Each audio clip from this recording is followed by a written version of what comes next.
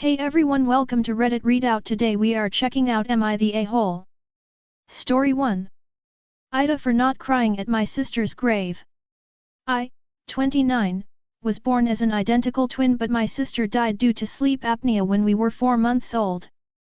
I obviously do not remember her and was not able to form any kind of bond with her. My aunt and cousin told me about how she died, and the only times my parents talk about her is on her birthday and on the anniversary of her death. I understand that it is not easy for them since we were identical, and every time they look at me they are reminded that there should be another child looking just like me. My parents never celebrated my birthday while throwing big parties for my other siblings, and I have always just accepted it and kept quiet. This year I went on a road trip with friends to celebrate my birthday at a concert. My parents were mad at me, so I told them I would go to the cemetery with them before leaving for my trip. That's where it all went downhill. My parents yelled at me and accused me of being heartless because I did not cry while standing in front of her grave and wishing her a happy birthday. I did not know how to react and left without saying anything. Story 2. AITA for going off on my brother while playing cards. I, 15F, was recently playing cards with my older brother, 19M, and a couple other family members. We've been on vacation visiting family. While we've been in town, I've been messing around with my grandfather's guitar. I've spent the past few days learning basic chords and how to switch between them. My grandfather has helped me a decent bit, and it was one of the first times I felt a genuine bonding experience with him.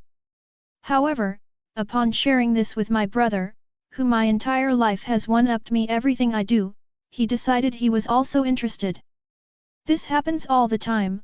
I will express interest in something, he'll tease me for it, claiming it's stupid, but then do whatever it is I expressed interest in better just to spite me. He started playing around with a mandolin, which my grandfather quickly sat down and spent a much longer time, almost 4 hours, helping him learn. To top it all off, he gave my brother the mandolin to take, as it's a cheap instrument he never plays. This really pissed me off. I didn't care about the instrument he received. I was mad that he was getting rewarded for something we would never have interest in if it had not been for me. When I told him that this upset me, he said I was only upset because he's better. He got mad and said, why can't I just be happy for him? I walked away, pissed. Long story short, last night we were playing cards, and he was winning by a lot. The entire game he was egging me on and purposely screwing me over. At the final straw, I exploded at him, telling him that he was a jerk and can never let me have anything. I think I reacted harshly, so this morning I went to apologize. He's refusing to accept it, and once again just says I'm mad because he's better than me. I genuinely don't know if I overreacted, as the rest of my family has been icy. AITA for what I said? What do I do? Story 3. AITA for uninviting my friend to a Christmas party my girlfriend and I are holding after he was rude about my girlfriend's obsession. I, 30F, think obsessions are normal, and my girlfriend, 35F, has one. Kate's obsession has to do with the 60s. Kate is a nerdy and intelligent person. She has a PhD and works as a college professor. Whenever she's not working, she's always researching about the 60s and knows a lot about that period. My own mother was born in the 60s and even Kate knows more than her. Personally, her obsession is cute. Whenever she talks about the 60s, I've noticed she's always happy, and she smiles, and it just makes me happy that she's happy. This year, after being in a relationship for 3 years, Kate and I decided to move in together, and we've decided that we're having a Christmas party. This is where I may be the asshole. Back in November, I got back in touch with a friend whom I hadn't seen for ages due to our schedules constantly clashing, and we finally had a date where we could both meet up for some coffee. During our meeting up we were asking about each other's family and he asked how Kate was. I explained Kate was doing well. She was promoted at work, and to celebrate I'm taking Kate and her friends on a surprise night out to celebrate her promotion, as I'm proud of her. We kept talking back and forth about each other's partner, and I mentioned Kate is working on a new project at work and it involves 2 other colleges collaborating, so she's really pleased with that. I also stated Kate is doing a research project about the 60s in her own time, so she's really busy. This friend of mine was already invited to our Christmas party well in advance, and most of the Story 4. AITA for not visiting friends' family when they do not make the effort themselves. We've lived away from both a majority of our friends, and all of our family for the past 5 years. While we did make the decision to move away from most that we know, are we the assholes for not wanting to fly with the stress of traveling with small children, amongst the cost of it all vs no one makes an effort to visit us? I would understand if we never visited, but have, and spent thousands and thousands on travel, to be guilt-tripped about not visiting enough. We would love and have even offered tickets to some friends/family, but seems no one wants to put the effort back. It's frustrating. Story 5. AITA for ditching a community event where I was supposed to sing. AITA for ditching a community event where I was supposed to sing in 3 shows? I was only set to sing 1 song per each show. There are dozens of other songs, routines, and singers/musicians that will fill the time, not including the story of the birth of Jesus. Unfortunately, Christmas at my childhood home turned into an emotional minefield after my parents' 37-year marriage turned to a very recent divorce. Despite hopeful intentions, practicing my song became a painful reminder of family unity, and the emotional strain became too much.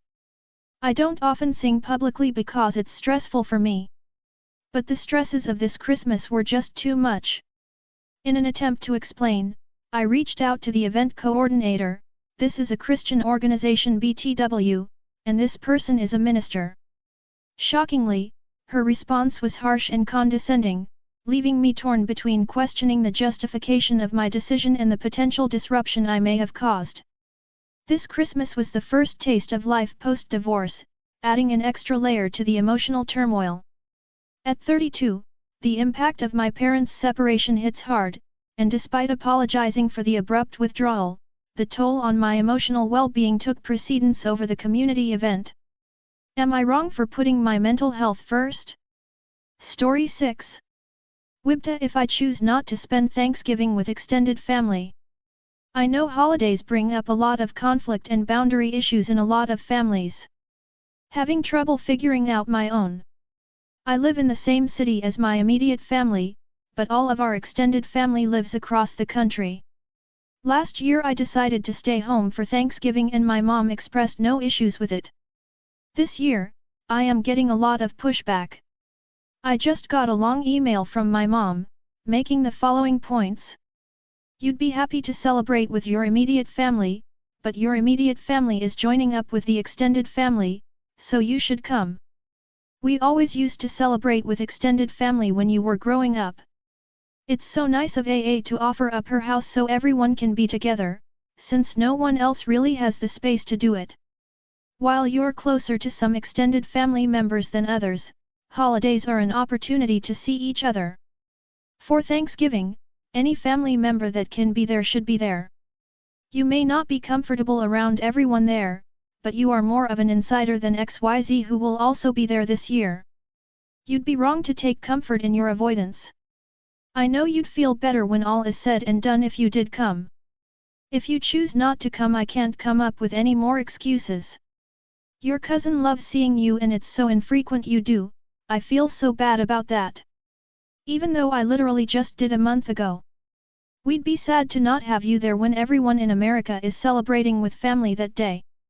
Some relevant notes: I am 29, my partner's family lives nearby and they celebrate Thanksgiving as well, and I have traveled to the East Coast to see family twice in the last 2 months due to extenuating circumstances.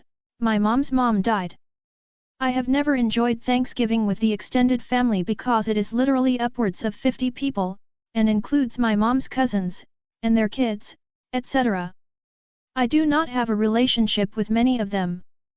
I have memories of literally hiding in the bathroom at Thanksgiving because of how much I don't like the large group setting. I'm so tired of being pushed around by her. Anyone else I've spoken to does not think it is a huge deal for me to skip it, but I'm open to feedback. Story 7.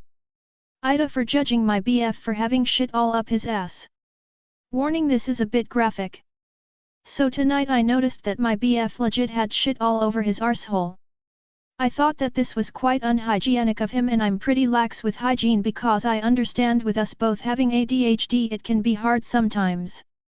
But this has put me off him massively. He told me that it's just a guy thing and that it's because of the hairs around his ass. When I told him that he really needs to go shower because this is honestly the actions that I would expect from a literal 3-year-old, I didn't say that to him BTW, I just said that it's unhygienic. He got super upset and offended with me. So AITA for just trying to explain to this man that this isn't good, or is this just something that happens with guys that I don't understand? Story 8. AITA for taking my bin. We recently moved house. There is an alley between our house and the next door neighbor. The bin for cardboard in our back garden and was new and sealed, so I removed the seal, which left a line of glue residue. The other bins were not new and had our door number on them already. The first week, I took our general bin out, and when I went to bring it back in after it was emptied, I found that someone had brought it to our back gate already. That was kind of them, I thought. The next week, I took our cardboard bin out, and again when I went to bring it in, it was in the alley near our back gate, recognizable by the familiar pattern of glue residue. We have such kind neighbors, I thought. During this week my partner had been unwell, and was pretty much bedbound for 3 days, while I was looking after our baby in house by myself. I really appreciated the help. I did not tell my partner the thrilling story of bringing the bin in. Later that day, I was feeding the baby and there was a knock on the door. My partner had now got up and he answered the door. After, he came and told me that the next door neighbor had lost her bin. She had left it in the alley and now it was missing. She asked had we taken it. He told her no, we haven't got ours yet, it's probably the lone one still left by the road. Oh no. I told him how I had found ours at the gate and brought it in. She must have claimed that one as her own, but only half taken it in. Oops. There was still one unclaimed, unnumbered cardboard bin out, so she won't have to go without one. I took a peek next time I went out. The unclaimed bin has a tenant's box and Quavers packets at the bottom of it, as if they were stuck to the bottom when it was emptied. We don't drink, or eat Quavers, so I knew that wasn't ours. Besides, I had recognized ours. This week, 4 weeks later, I put our cardboard bin out again, now with our house number on it, and again found it at our back gate after being emptied. I think it's the lovely older man on the other side of us bringing it in. He's offered to take them out for us. Today, my partner went next door to collect a parcel that was delivered there while we were out yesterday, and the neighbor, quite rudely, said to him, "I thought you said you didn't take a bin in. And that she still doesn't have one." He said something to the effect of "ours just kind of appear," which isn't technically a lie, took his parcel, and left. The other bin remains on the street, unclaimed. AITA for taking our bin? That's all for today. Please don't forget to like and subscribe.